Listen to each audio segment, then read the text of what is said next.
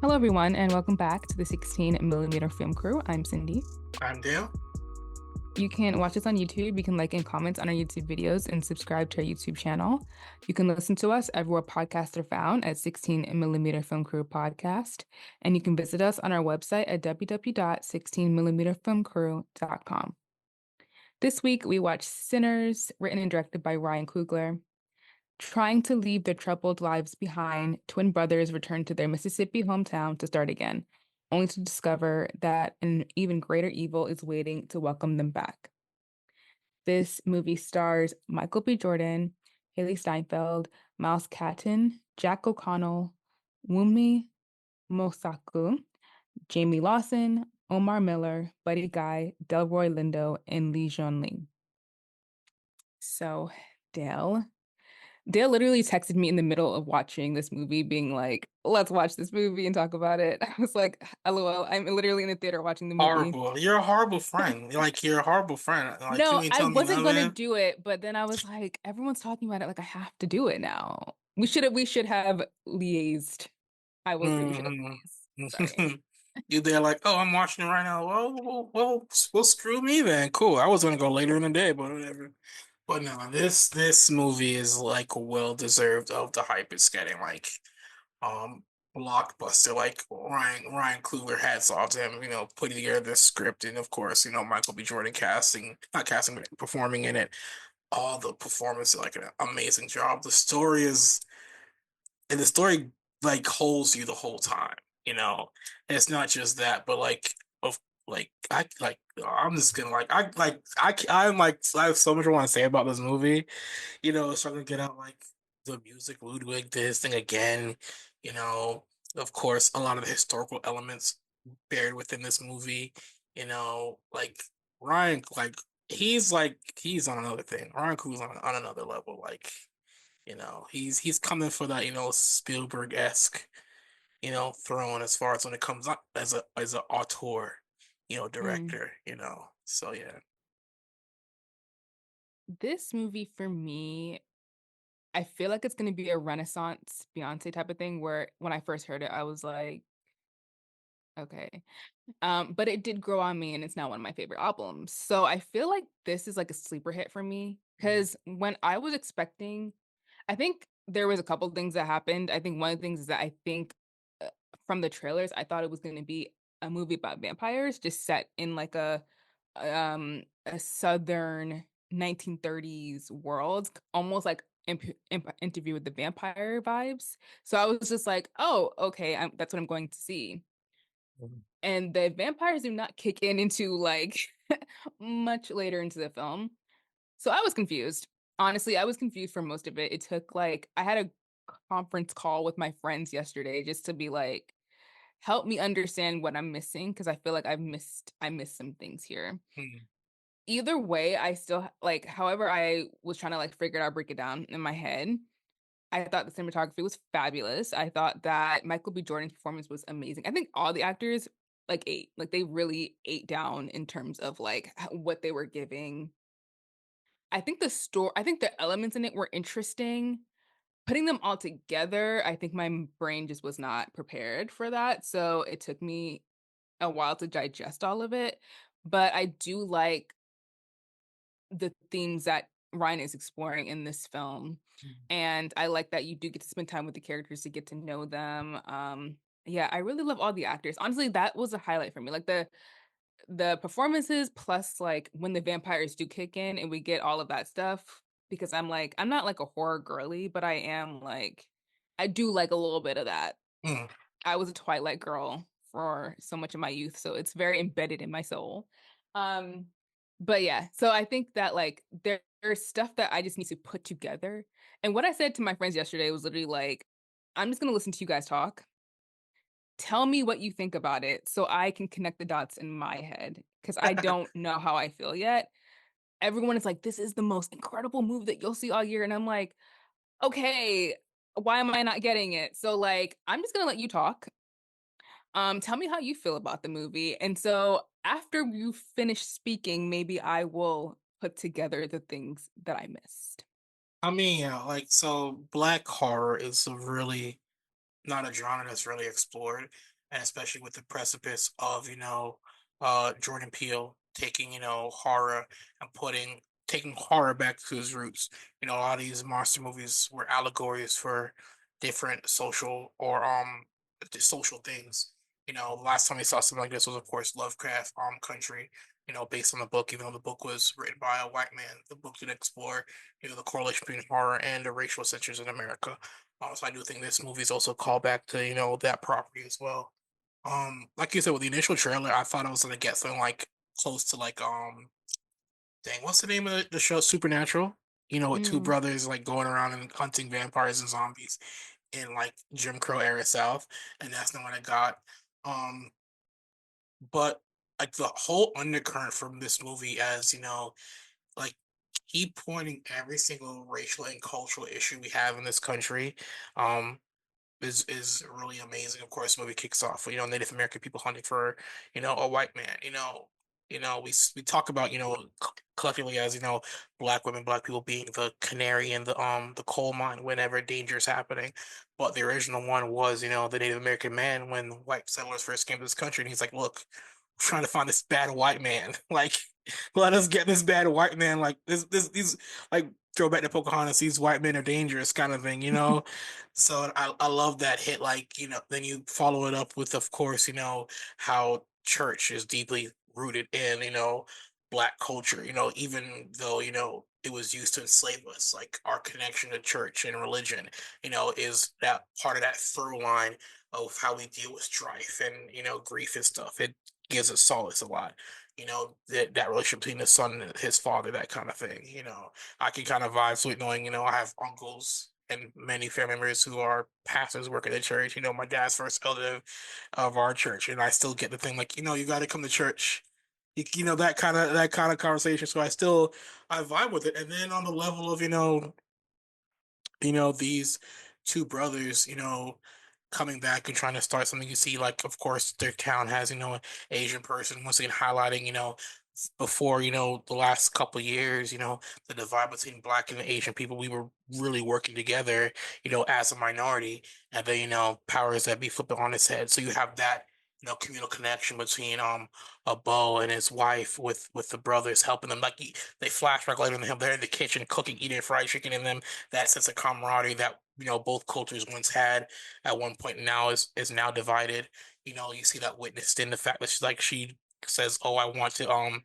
She kind of invites them in a way, highlighting the tension. Like, yes, we're still together, but for some reason, you keep acting in a way that doesn't benefit both communities. That's one racial tension point.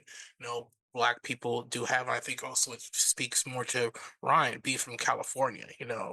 The riots there. I remember the young lady who was shot or killed by the Asian supermarket worker. That led to riots. That's deeply integrated to him as well. Understanding like there's a connection with Black and Asian people, but there's also a bit of tension there. You know, keeping you got the Irish vampire, calling back to when Irish immigrants first came here. There was still racial tension between both them and us, even though because they were still viewed as immigrants, but they had a faster access to assimilation just based on the way they looked, that kind of thing. So I love like the historical and cultural notes he does hit on this, project. I'm giving you room Oh, to breathe because I can keep going, you I can don't keep I don't want to going. take up your time, but so what was the disconnect from um to you with this movie, you know? I think it really was just that I thought I was going in to watch one film when it Mhm. really isn't. I mean, it's there, but it's not. It feels like the vampires are more just like an allegory to Yeah, like white people being culture vultures basically, and yeah. like trying to take into our spaces, into our lives, taking our music and all that other stuff. Like that made sense to me. I guess I was just thinking that it was a different movie. I literally thought like it was a vampire movie. So that's why I was just like confused when like we Mhm. were really digging into the characters and like learning about their lives, but the vampire stuff doesn't come in until much later.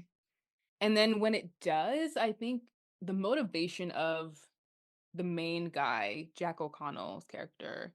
Mhm. is like stated, but I still don't really understand like why. I don't know, like he was there for Sam, which is alluded to in the first scene, but then it seemed like he kind of was just like vibing until he saw Sam in the doorway and was like, "Oh yeah, no, I'm here for you." And I was like, oh, "Okay, so like what's the connection between you guys?" And it's like, "Oh, he wants to go home because of the music is going to send him home." And I'm like, "Okay, I think I missed something. Maybe I wasn't paying attention. That might have been on Mhm. me." Um so that was like it just yeah, it kind of threw me. I did love the vampire stuff. I loved the action pieces. I thought they were really fun.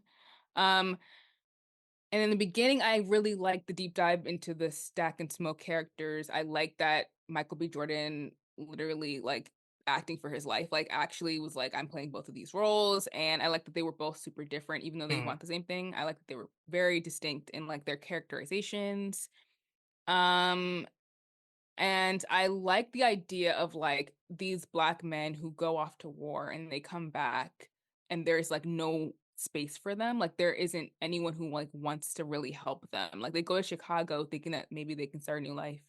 And then they just get involved in like mob business just to make money. And then it's a very like capitalistic, like this is what we're gonna do. Like the only thing that matters is money. Mhm. And if you don't have money, then you don't have a space in this world. But then it doesn't really help them because they go back to the South and the white supremacists are just gonna burn down their stuff anyways. So it's not even like they can really enjoy it. But it's not at that time. Yeah. But I liked that piece of it. Like I liked the like black veteran coming back to America trying to like find their way. They're obviously traumatized and like they killed their own dad. Like they're going through stuff. Like the sinner's title, I get it. It's like you are going through a lot right now. Yeah. Like the other guy lost his child. Like there's a lot going on here. And I like that they weren't, even though they're the protagonists of the film, like they're not like perfect. Like Mhm. they are flawed individuals. Mhm. And I liked that presentation of that. Mhm. Um, and then it was about also Sam's character Mhm. in the church. And I was like, okay, yeah, that sounds familiar. I'm into that. I get that. He's just gonna go and do his own thing, which I love.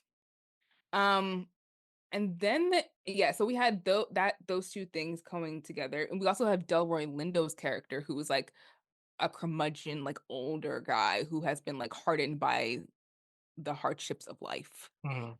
and he's just like drinking his way to his grave, and but like he still, I love that at the end he still was like, no, I'll sacrifice myself for everybody else.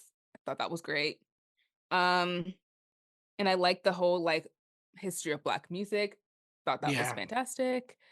I've been watching like a lot of documentaries about like music from the 60s and 70s like for the last couple of months. And Mhm. so seeing the through line of how like we really we're really the reason why there is like pop music. Like we are the Yeah. music why like we're the reason why we have all these different genres of music that like hip hop came out of funk and disco music. Like it's a very like we're very integral into the music. But since I've been like learning about that for the last Mhm. couple of months, it was very satisfying to see that scene where they explore all the genres and how one thing influenced another.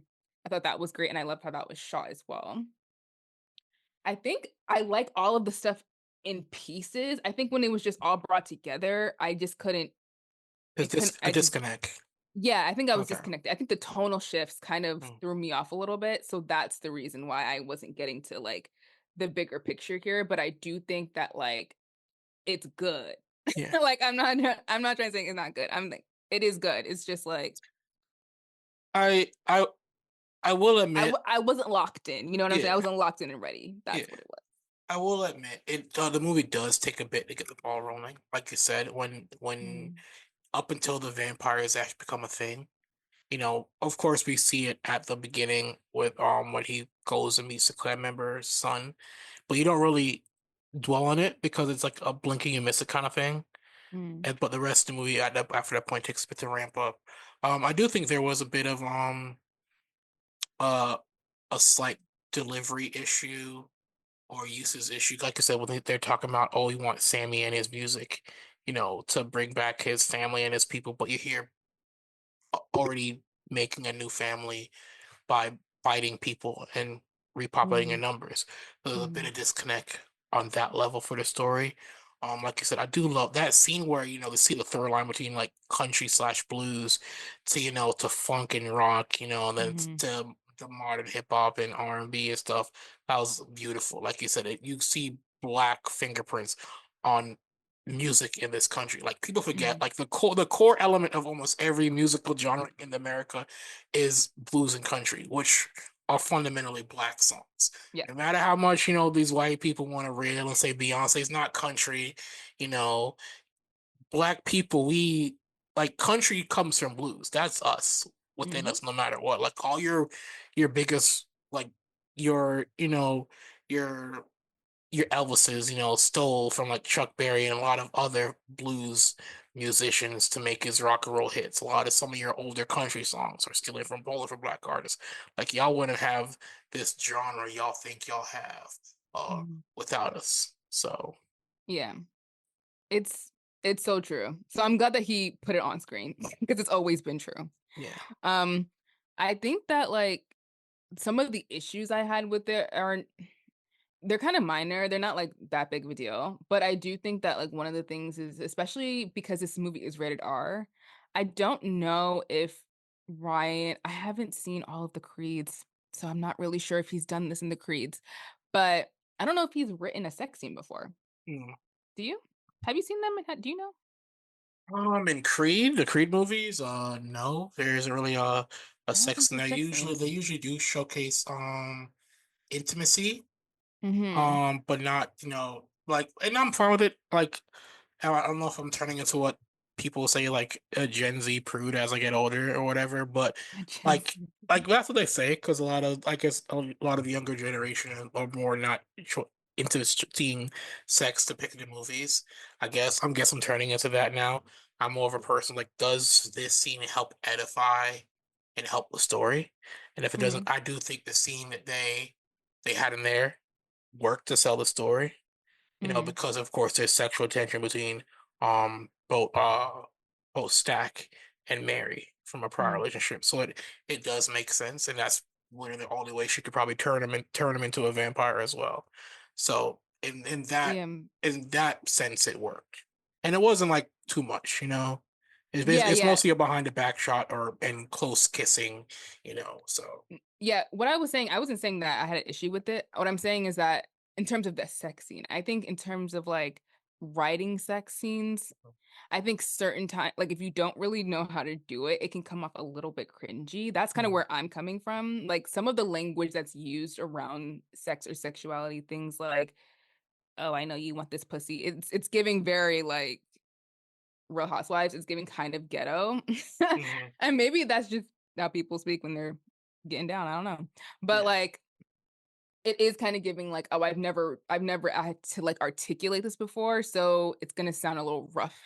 So that's the only things that were kinda getting it was pulling me out a little bit whenever any character was trying to be, like, sexual. It was just giving, like, a 15-year-old boy just Yeah. watched his first, like um, And that's but hard to depict in film. Like it really is. yeah, and I don't know if they had an intimacy coordinator on set, I'm not really sure how that worked, but in terms of that sex scene between Mary and Stack, I did think it was good. I just thought, like, I honestly wanted because me and my friend was talking about this yesterday, actually, and she was, like, saying that she really appreciated that there was a Black woman who was in a bigger body who actually got to be sexual on screen, and I was like, "Yes, exactly, that's exactly right." But there wasn't, like, a lot of tenderness, it was just very, like, "I haven't seen you in a while, so let's" and it was, like, taken from the back, and I was like, "Oh, I kinda just wish it was, like, we coulda spent more time, like, really having a moment with them where it was a little bit more tender, a little bit more intimate, a little bit more, like, direct in terms of, like, I don't know, touching his face and him touching her body. Like, I don't know, but I guess if, like, maybe this is your first time doing it, this is kinda how you wanted to do it, and just maybe because that was more indicative of his personality, I'm not really sure. The way that they treat women in the film, I don't know how I feel about it yet. I feel like Haley Steinfeld was treated like garbage. Maybe that was just because she was white. Maybe he couldn't, like and he did love her, but he didn't know how to articulate that, so he was just a jerk to her, so that kinda sucked. And she just kept coming back, and I was like, "Okay, well." Until she turned to a vampire, her role was just being like women who will just be with a man just because like the sex is good and like I guess she loves him. I don't know. I guess that's their dynamic. But and then for Jack, I think that relationship was handled better. Yeah. But like Wumi is also like black woman who like mystic because she knows about all of the potions and how to like fight the vampires and Yeah. stuff. It's fine because it's coming from a black person, so I don't have issues with it. I'm just saying, like, even Jamie Lawson, who's like with Sam, Mhm. doesn't really do anything. Like, she kind of sings and gets eaten out, and like that's kind of her role. So I like the Asian lady. I think she did a lot more. I think she had like an active role Mhm. as like in it. And I also did not know that there were Asian people in the South in the 30s. Mhm. That was news to me. Yeah. Um, so I don't know. His wife, I think, usually writes with him. Yeah. But she didn't write with him on this one. I think he was the only writer on Sinners, which is fine. It's just like again, like I say, the critiques are like minor. Yeah. But other than that, I think I did like everything just in pieces. Jack O'Connell is English and he's trying to do an Irish accent. Girl. Most Americans aren't gonna know the difference for These that ears accent. picked up on it. I I, said, I "I know you're not from Ireland, sir. Like, don't even try to play me." He sounds Irish when he's singing, but when he's speaking, he seems like he's trying to put on a southern accent. Mhm. And it's like, "I have your number, Jack O'Connell." But I did like that the white people who were like supposed to be the villains are Irish people who Mhm. are like oppressed. They're the like oppressed white people. Yeah. So I appreciated them throwing that in there. I don't know. I think I view the female, well, I should say the woman in this movie differently. They serve a purpose. Of course, Mary is that typical like white person that's grown up around black people, but they still don't understand the Yeah. cultural differences, especially at that time in the Jim Crow South. You know, her not understanding why, Stat can't stay with her as a black man in the Jim Crow South, where he's kind of like, yes, I love you, but I can't have you be with me. Like her not wanting to understand that point, which I do get, which plays into the friction between their characters. There's a love there, but I'm aware that we can't be together, but you want us to still be together, kind of Mhm. thing. And of course, you spoke about Annie and Smoke. They had a daughter. They have a prior relationship. So there's also a deep love, but also a bit of on her end abandonment because the child dies and he leaves, and so Mhm. that I guess their intimate themes comes off as almost carnal in a way, Mhm. because he still keeps the the warding bag that she made him. That means he's still like, I still love you. I'm still wearing this to keep the protection. That means there's a sense of there's still that relationship there. And I thought Jamie's character to me was like the typical church girl, like, oh, I sing in the choir, but I want to be bad real quick kind of thing. So I didn't really dwell on it, that much, her trying to be innocent and coy and then, stereotypical church girl, air quotes, really, really like everybody else down low. So I don't know. So I guess all three of these women play into different aspects of, I guess relationships or whatnot. So I didn't really think, you know, too deep into it. Maybe I'm wrong. Mhm. I don't know. Let me know if I'm in. But that was my, you know, understanding of their depiction. So Yeah. yeah. Um. Um, I don't really have anything else to add. I didn't watch the post-credit scene. I Mhm. watched the scene where Sammy grows up and is like playing in the club. Mhm. I watched that, but I think there was a post-credit scene, so I'm not really sure what happens in that one. But overall, I think that like I do Mhm. think this movie is good, and I really love the music. I think Ludwig Göransson, like Mhm. he's just doing his thing. And I think his partnership with Ryan in particular, as well as Ryan's partnership with Michael, I think that's really strong. And I feel like that's the reason why the movie works the way it does is because you had these people who had worked together so many times before, who Mhm. had a shared language, a shared understanding. I'm just so happy that a movie like this, an original film from a black director, writer director, starring a Black actor is doing as well as it is. I think that that's fantastic. I We've been talking about specifically just how, like, we haven't really seen a lot of Black films lately, like, that post Get Out, that post Moonlight era where it was just, like, it was kinda barren. You would see maybe, like, 1 or 2, maybe 2, like, in a year that was getting this type of light. So, the fact that it's doing as well as it is and that, like, everyone is paying attention to this and hopefully taking notice of what's happening here makes me really excited. It's given me, like, the shot in the arm to believe again, Mhm. basically. Yeah, and then like probably like I'm probably gonna explain more because of course there's a lot of drama I guess behind the scenes surrounding this movie which you know what, screw it, let's get right into it. So this movie, even with its successes, has come up to a lot of heavy fire in a way on this current, I guess, industry people, and not only that, but journalists on their head. They have really no way on how to discuss or talk about this movie in the way it should be. Of course, you got New York Times, uh, calling it a box office success with asterisks. You got Variety saying it amassed 61 million in its global debut, which is great for an original R-rated film, but talking about how Warner Brothers has to make X amount of money for the movie to be profitable. Um, Polygon saying, "Hey, if you like Sinners, you should watch George. You should read George R. R. Martin's underrated vampire novel. Like people just went to go see a black horror movie. Let's pitch a white writer again for these people who want to see more black horror stories, that kind of thing." And you got the Vulture also talking about how um executives are concerned and they're sweating over the unusual rights agreement for this movie. And it came to a point where even like Ben Stiller, to himself said like in regards to all this, like, in what universe does a movie making 60 million in its opening warrant headlines like this? And Mm. it goes on to show that this industry does not know or fully understand how to, I mean, I don't need them to celebrate, black success in movies, but if the movie's a hit, like just keep it 100, like the movie's a hit. Like even, and I think that's also probably a lot of these entertainment writers. They come from predominantly white backgrounds. They don't know how to reconcile or explain these movies as well. And I think that's one of the reasons why I think this was the whole point of what diversity, equity, inclusion was to get proper people in these spaces to explain why things should be celebrated or understood to a certain level.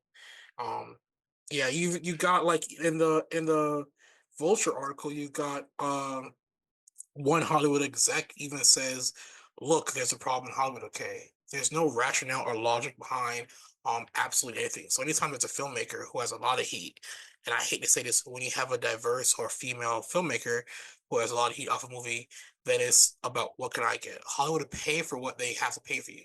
If you control it, you will have a lot of bidders, and it makes a different kind of market.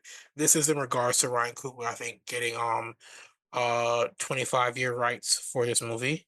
If I'm correct, I'm not if I'm correct. And even Coogler himself said it was a one-time thing based on the how important this story was to him. It wasn't supposed to be an ongoing thing. And that key point for me like really stuck out where this executive says you have a diverse or female filmmaker. Like female finger filmmakers aren't diverse. Like they use diverse as a catch-all for, as race. Like they still like the people in these positions of power don't know how to reconcile or understand the changes this industry is facing, and they're afraid to adapt or choose not to adapt.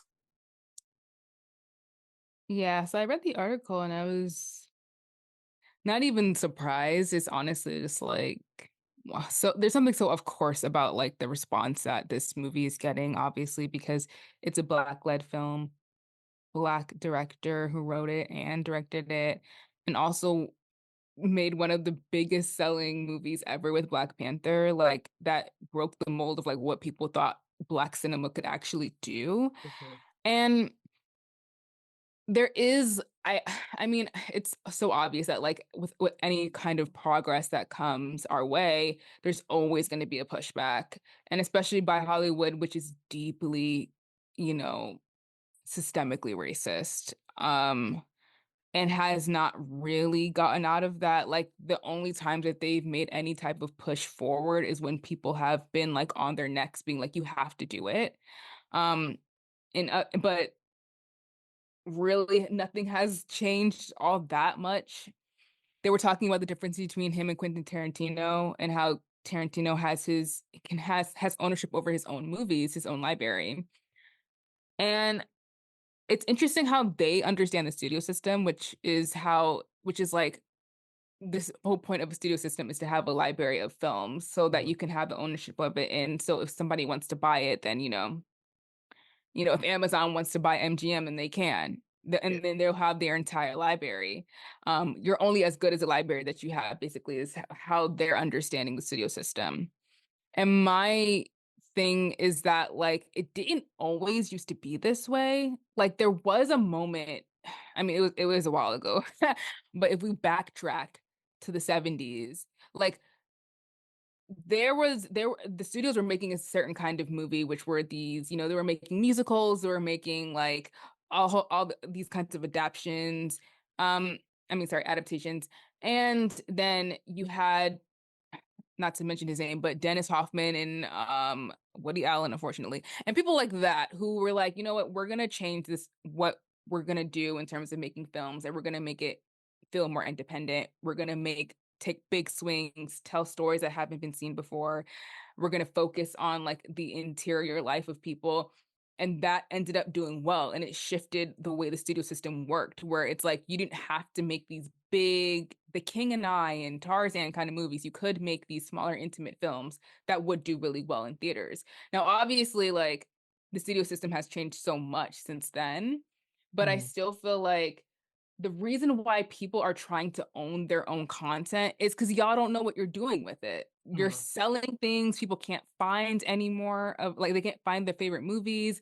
Like it'll be on one streaming service one day, and then the next day it'll be on another one, and the next day you got to pay for it. Like nobody wants that kind of operation, and especially after the strikes and after COVID, like I feel like they don't understand that like what has happened in the past few years has completely shifted how artists want to make what they want to make, how they want to make their art.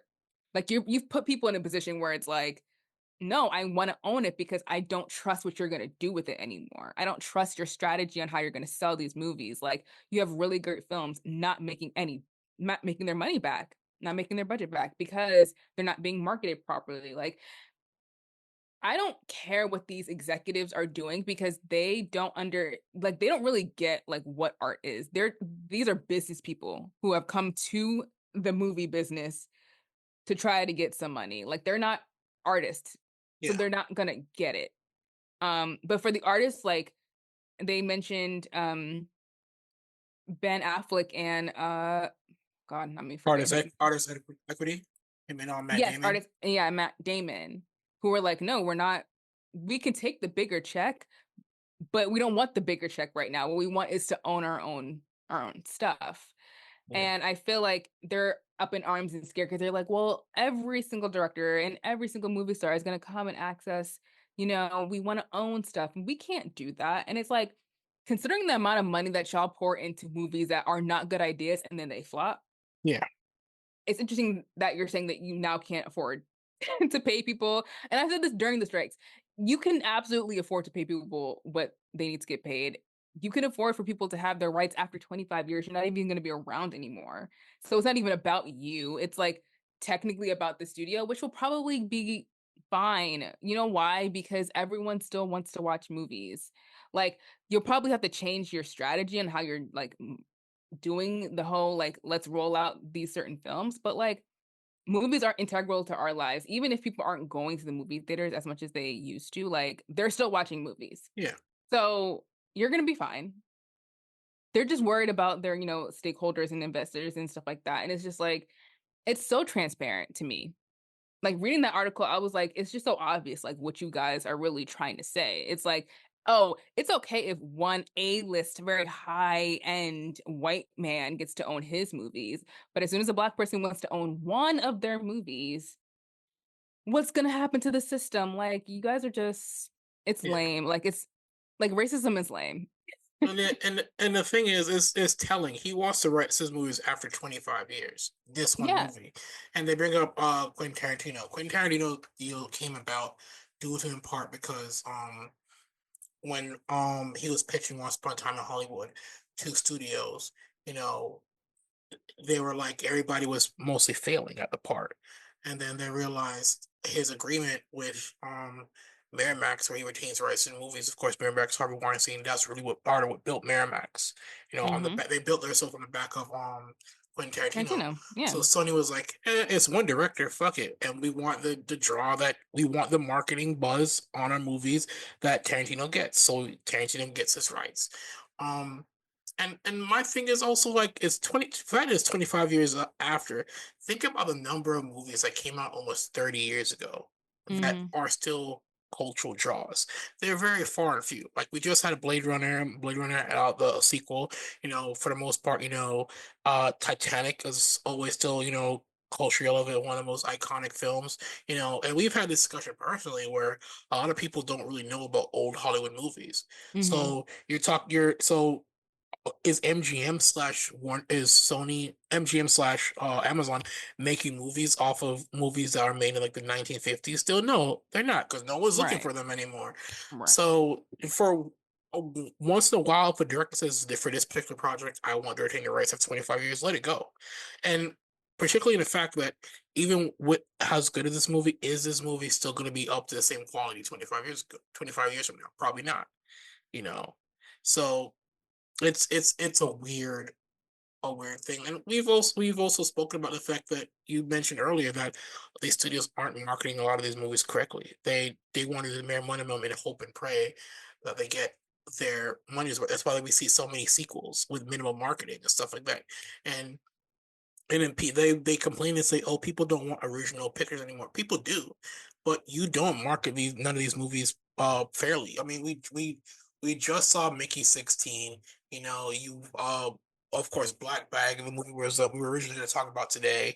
We're probably going to talk about it next week. You have like a lot of original films that are amazingly done, but nobody hears about them because you're not marketing these movies correctly. You got movies like Captain America and Paddington Bear, which of course they're IP sequels, and they're still not marketed correctly. So you can't complain about, hey, we spent $1 billion on a sequel to a movie and no one saw it because they're not marketing it correctly. You know, so and then they like it takes a bit of money to make a bit of money, and they fail to realize that. And this is what happens when this issue is a larger encompassing like the move of private equity moving into different spaces. This is where you Mhm. have people who have no creative background or knowledge of the industry coming in and controlling the purses. Like private equity is known for, buying into companies, giving them stuff and stripping them after. Like, look what happened with Red Lobster a couple years ago, went bankrupt. Private equity came in, basically bankrupted the company, and then also bought their land, so the Red Lobster stores that people were franchising from, they had to pay rent from the land in the building. Mhm. Double pocketing. That's what's happening on every industry wide. But they're complaining, how come we're not making any money? Because you're not running these industries effectively the way they should be. Because you're trying to get the most money possible. It doesn't work that way, especially with the arts. It doesn't. That's what I said. Literally, we had this conversation during the strikes. Like, it's Yeah. so funny how this just came back because it's like exactly like you're not allocating your money correctly, and the people who are making the decisions aren't artists, so they don't know what they're doing, and that's why people aren't going to watch it. Like, the movies are good. Like, it's just you guys need to do your jobs. It's very it's just like this industry is the wrong industry to come into if you're just trying to make bank. Like, I just don't think that this is the industry for y'all. Like, y'all need to go somewhere else. And I literally said this during the strikes. I was like, you cannot come in here and be like, "Oh, I want to have a surefire way to make billions of dollars from this, and I want a formulaic way to make it, and everyone has to stick to the exact same formula in order to make these movies give me money." not really the artists. The people who are in it aren't really getting paid that well. It's just the No, people at the top. the So top. it's just like this is not the industry for you. I'm so sorry. Like, please go somewhere else. Like, it's just really, it's so irritating. And it makes me so mad because it's just like, this movie is doing so well. Everyone's so excited about it. Like, why are you guys coming in and being negative and being like just trolls, like awful little capitalistic vultures? Like, I just can't. I can't. It's it's and they feel there's something wrong with it. Like, and this push also where every movie has to be an IP property is due to the fact that they all made the gamble and jump to streaming. With Right. not having proper libraries or expecting people, like we said, we're gonna watch a movie. Hey, this movie came out in like 2010, which you have multiple DVDs for. You want to pay to watch it on a streaming platform now? Hey, this rare movie from 1960 that nobody's seen before, it's on a streaming platform. Do you want to watch that? Nine times out of ten, no. And that's also Mhm. why now where a lot of these we see a lot of books being options for movies because now a lot of writers are being told, hey, we don't want your script, but if it's a novel, you pad some pages and it becomes a novel, then we'll buy the book rights for it. Mm. So Let's move on to our next story, which is basically about the same thing. So Delroy Lindo said that Marvel was really interested in his input for the Blade reboot hmm, until the film, he said, quote unquote, went off the rails. Now, I don't know what's going on with this movie. I thought it was canceled. hmm, I could be wrong, but I feel like I heard that recently that the Blade movie just simply was not happening anymore. But I know they had been in like developmental hell. Like they couldn't get like something right, like the script right in order for everyone to be on board with it. I think a couple of directors came and went. Um, but he said that like Marvel really wanted him to be like impactful in terms of like the creation of the script and like how the story was going to flow. And he said that because that didn't work out, he poured a lot of that into the character he plays in Sinners. hmm, So it's very interesting, but I don't know. I think Kevin Feige said he was still like passionate about the project and still wanted to make it. I don't know if Mahershala Ali is still involved in it at all, but I don't know. This movie, and I think was it Black Knight, the one that was supposed to star Kit Harington. I think that also got axed. hmm, I don't know. I think they had a vision for like what they were trying to do, but because of how poorly the other Marvel projects were performing, I think they like shuffled things around and like tried to redo things. And I think Blade just kind of got lost in their reshuffling. I'm not sure because I don't see it on the calendar anywhere yeah. for this year or next year. So, And like the Black Knight was always going to happen because he's like them and the Eternals. If you're not really a comic book fan, these are characters you're not going to go know about. They struck gold and got lucky with Guardians of the Galaxy. hmm. But very rarely you see characters people don't know about. Like you see it now, people uprising about Fantastic Four. The newest trailer featuring Silver Surfer, but it's a female Silver Surfer, and people aren't making a connection. It's alternate Earth, and it's most likely the Silver Surfer we're getting is the Silver Surfer's wife, who briefly in comics Mm. became a Silver Surfer, but that's a sequitur. But and it like the Blade thing is tough to take for me, not as a comic book fan, a black person, Marvel movie aficionado, particularly people like acknowledge Spider-Man being the one to kick off, Marvel's pushing the films. Was Actually, so it? no, it was Blade. Like, It was well, Blade. Wesley Snipes, I remember it being like elementary school, middle school, and like my friends were like, even my wife was there quoting Blade as I'm playing around. Like, that's the impact that that movie had, And so it's sad to see like the movie that helped establish, like people want to say Iron Man, it helped the movie that helped establish this studio initially saying, oh, there's a market for all our other comic book characters, so we can pivot into films eventually, to drop Blade by the wayside. And particularly even we said what Del Orlando spoke about with Sinners. Like I've been seeing a lot of people saying on Twitter and on Blue Sky say, look, y'all want this Blade movie right. You know, Coogler laid the blueprint for y'all. Just give him the movie and throw the money at him, call it a day. Yeah, So that makes sense to me. but I don't think Coogler wants to become the resident Marvel black picture guy. Yeah, I get it. I don't think Yeah. he wants to like, hey, Marvel, you have a black superhero, hand it off to Coogler. He doesn't want that to be. He'll probably dabble in it, but that's not what he wants his career to be. Yeah, So and fair. yeah, And fair. Oh, by the way, while I was waiting for Sinners to Start, the trailer for him by Jordan Mhm. Peele came out. I Yeah, said, "Oh, yeah. okay." Attention peaked. I cannot wait for that. That trailer looked insane. Yeah, I'm so excited. yeah. I'm so excited. Like, anyways, Yeah, I'm well, you spoke about him now. I'm glad now I'm kinda why do you do this to me?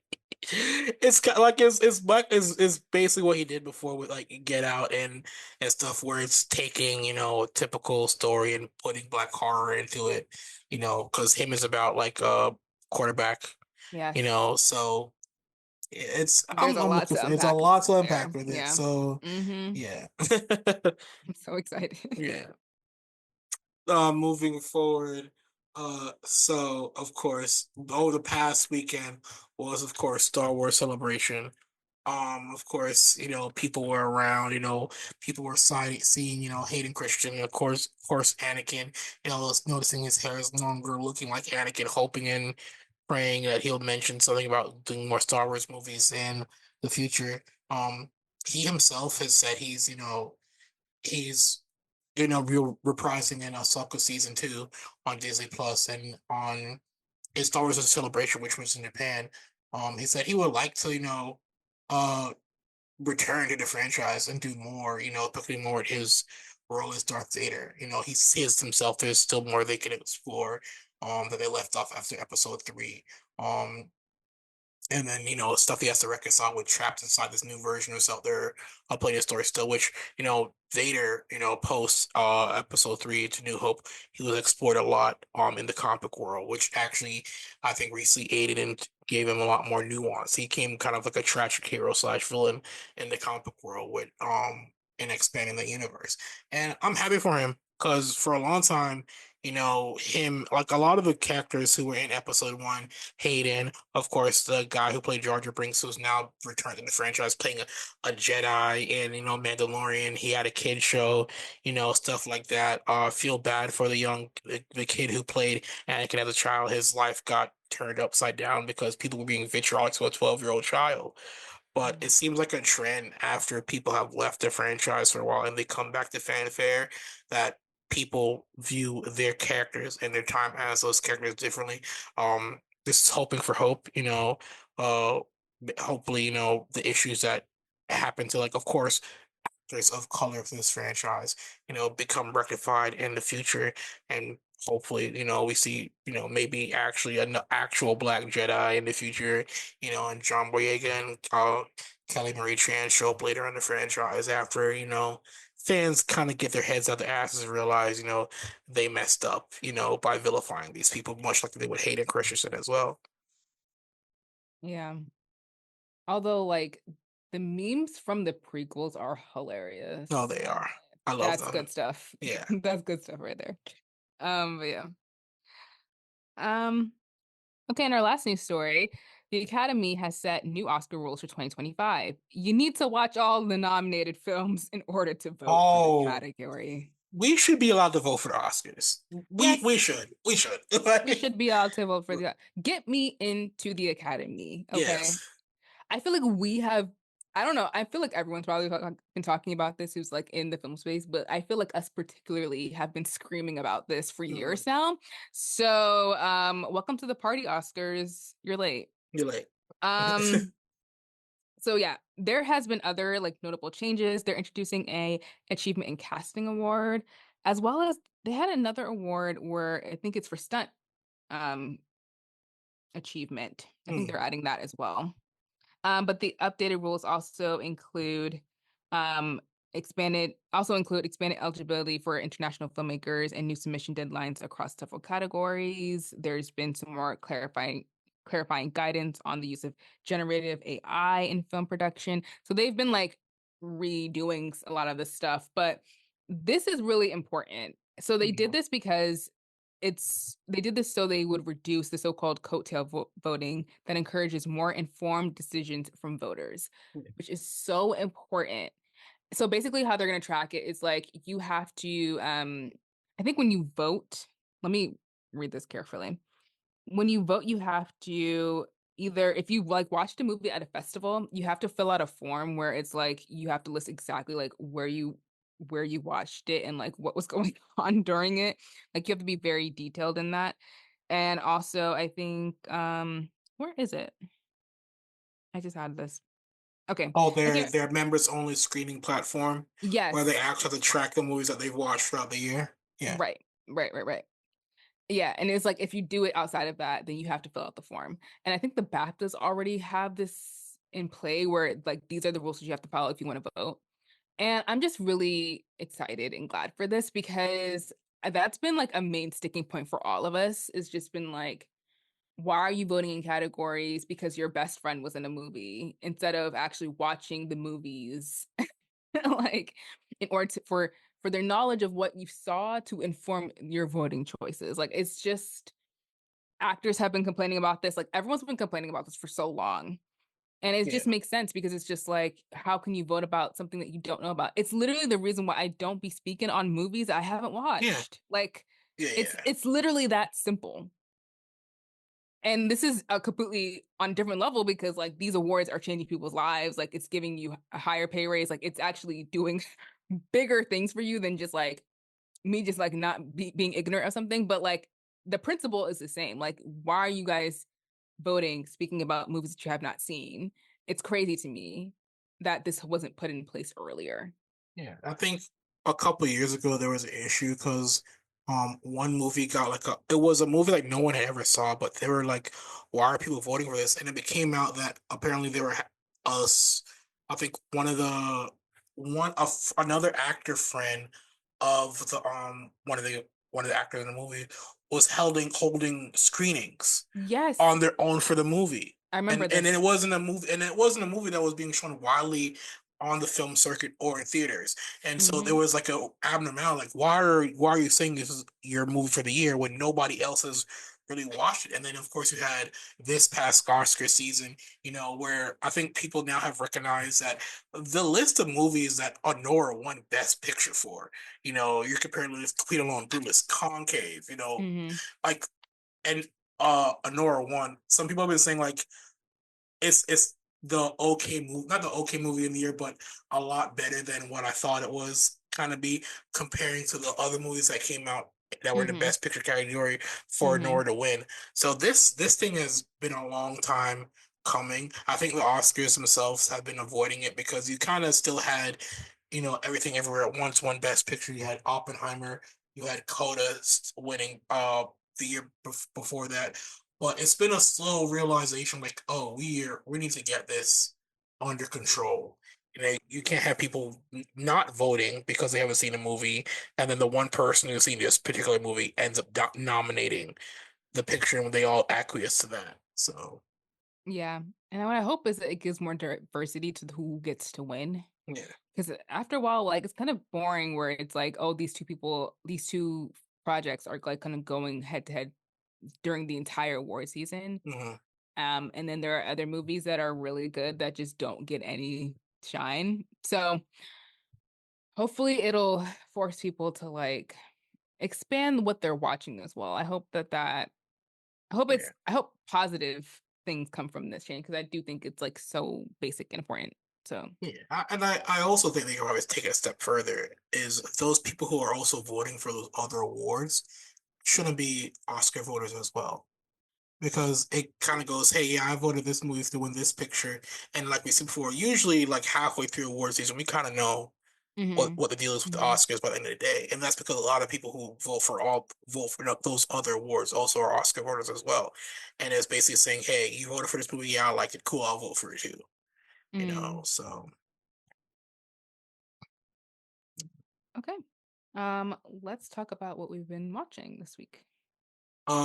So yeah, I've watched Last of Us. Yay! Um, got what I wanted out of it. You know, my girl Caitlin Dever took that golf club to my man's, and beat the fuck out of him, much like Negan did Glenn, and was in Walking Dead. So yeah, I mean, but Oh. the thing is for me watching the show is it's like half spoiled a bit because I played the game, but Hmm. like I said, I do love seeing how they I want to see how it continues from this point on. Um, and continues a deviation from the game. I also, like I said before last episode, I want to also see the flashbacks of that in between phase between Joe and Ellie's, schism, So that's the part I'm more interested in. Like the basic plot points that I've already seen from the game, I'm cool with. It's just my only difference is their interpretation of those scenes. So, Mm. Yeah, I also watched The Last of Us. And I was just like stressed out from beginning to end, literally. It did not let up the entire episode. I think one of the criticisms of last season was like there weren't enough infected. Well, here you go. They're literally everywhere. I thought the battle at Jackson was fantastic. Such great storytelling. My heart was in my throat the entire time. Um, and then what was going on with Caitlin Deaver as Abby and Joel, Ellie, Dina, I was like, that's pretty good. I didn't expect her to be saved by him, but again, did not play the game, so wouldn't know. mm, But I did know that he was going to die. I That was spoiled for me a while ago. So I wasn't like in shock that it was happening, but I think the way it happened, the way it played out was mhm, brutal, yeah, especially with that last piece where Ellie like finds the lodge and like is begging them not to kill him. I was just like, whoa, this is first of all just fantastic acting. Like Pedro Pascal is a gem because he doesn't do a lot. Everything that he does is pretty subtle, especially in this role, but, like, you feel it so much harder because you're so already invested in the relationship, like, between Joe and Ellie, and I was just like, "Yo, like, I can't I can't believe it." But a part of me was like, they said that he was shooting The Last of Us season 2, and then he was on the set of The Gladiator 2, so I was just like, "Okay, well, obviously he's not. yeah, He's not in all of this season, like, yeah, you're in Morocco hanging out with Denzel, like, I know you're not yeah. on set in Canada." But yeah, that was just all the actors phenomenal, like just absolutely killed it. Even all the background actors, like everyone's just like so good. This is why I love like pristine like HBO television because you can tell that like from top to bottom, like everyone is invested. And when you've been on a set where people are just like clocking in to get a check Yeah. and leave, like you can definitely tell the difference of like when people are showing up because they care about Yeah. this story. And that is this show for real. Like it's so good, and I can't wait for the episodes that follow this because there are gonna be, like, a lot of flashback scenes to all that time, like you were saying, that we missed, those 5 years, and so, in that way, Pedro will still be in the show, which is great, I mean, but yeah. my man was shooting this, shooting Gladiator, shooting Fantastic Four Yeah, at the same time, and The also, Mandalorian. well, I don't think he does suit work for the Mandalorian more. He does voice work for Okay. it, but still, my man's was booked and busy for like so Busy. yeah. So, but I'm like I said, I'm looking forward to it. Even though I Mhm. have issues with the show, I'm on for it. You hit the nail on the head with. There's a when HBO locks in, there is a clear uh the performances you get from these actors. Like I'm like right now, I'm kind of half and half of doing like a Game of Thrones, rewatch. You should Um, do it. like my Game of Thrones rewatch has been weird because what I've been doing, I'm now like fully invested in the world because now if I go on like my YouTube for you page is like mad Game of Thrones because I just be like Good. reading Game of Thrones shit as mostly through YouTube. So now I'm like, damn, now I gotta watch this thing. But like in watching like the snips and like I'm doing like a clip notes version of the show. So now I'm gonna go back and watch it. But I can still remember, you know, I can see them now in like the first couple seasons and the difference that when I watched the last season, where the actors are no longer invested in the show because of issues happening behind the scenes. Like there is a clear, there's a clear difference when actors are invested into the character and like the story they're telling, that their performance is enhanced. So Yeah, and I will say, in defense of the cast of Game of Thrones, I don't blame them they at all. they were only doing they did the best they could with the script. Those scripts were Yeah, terrible. That's what happens when someone's not locked in, right? Like when everyone else is, and then there's one person who isn't. Like it's Dan and David from Yeah. HBO's Game of Thrones. And all their projects Anything, have failed since that because and that's what they get, karma. they are rushing that to do Star Wars, and Disney was like, never mind. So, Karma. That's mhm, what that means. That's what that is. I think I also watched. Oh, I finished watching Daredevil Born Again. mhm. And that again is another situation where you have different people coming in to do the show, and they originally had one group of people, and then they made episodes that weren't that good, and so they had to bring back the old people, and then those episodes actually were good. So it was a very like hodgepodge season. I will say like the good episodes were like really good. Like when the original, like I think this is the original people of Daredevil. I think they were working on it, and then they got something. Kevin Feige did something They with got them, and like they were I gone. think it was like three different crews. Like one group Yeah, was doing it, and then they got fired. Then they brought another group in. They did horrible. And Kevin Feige I think brought back the people who were doing it in the first place to fix yeah, everything. yes. So it's kind of a mess. Yeah. It was kind of boring in those and just weird. Just didn't feel right. But those last two episodes were bangers. Okay, like those were eating. I love Charlie Cox as Daredevil. I think he's fantastic. Like someone else said this, but it's true. Like I can't imagine anyone else playing that role. Like he's just so good in it.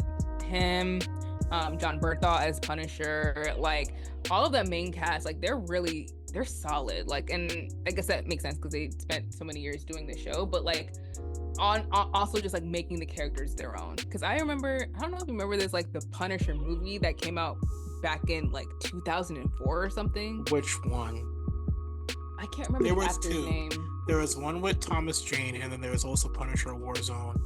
And I think the actor who did that died. I think I don't know if it was the one with John Travolta in it. that's the first one with Thomas Jane. Yeah. Yes. I remember watching that movie when I was a kid and loving it. It was Yeah. insane. I was like, this is the coolest thing I've ever seen in my life. And so, but for John Bernthal to like take on that role and just, oh, he's so good. He's so good. Like, I just love that he's back. I think they're doing their own like special with him Mm. on Disney Plus. If I heard that correctly, I'm not sure. But I think that's what's happening. Like,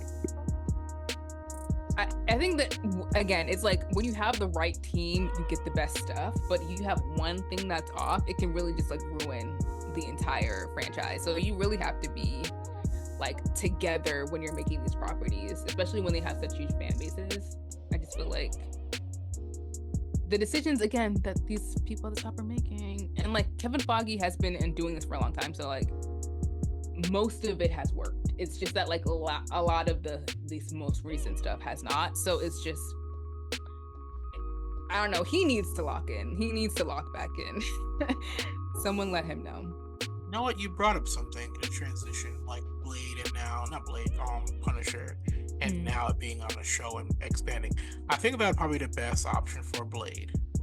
Mm. Be a Disney Plus, like grounded. You can explore that supernatural or Marvel world a lot better than doing a villain of the week or villain of the hour kind of thing. Like you could spend more time with, whoever they cast or recast as Blake. I don't think Mashal Ali wants to do like unlimited Netflix series. So yeah, that probably might save that movie or franchise.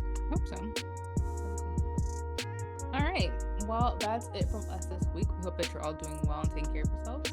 Make sure to check out all of our social media. Support us if you can, and we will see you guys in the next episode. Goodbye. Goodbye. Good luck at IRL concave, everybody. RIP to the Pope. Oh yeah, RIP. Yeah.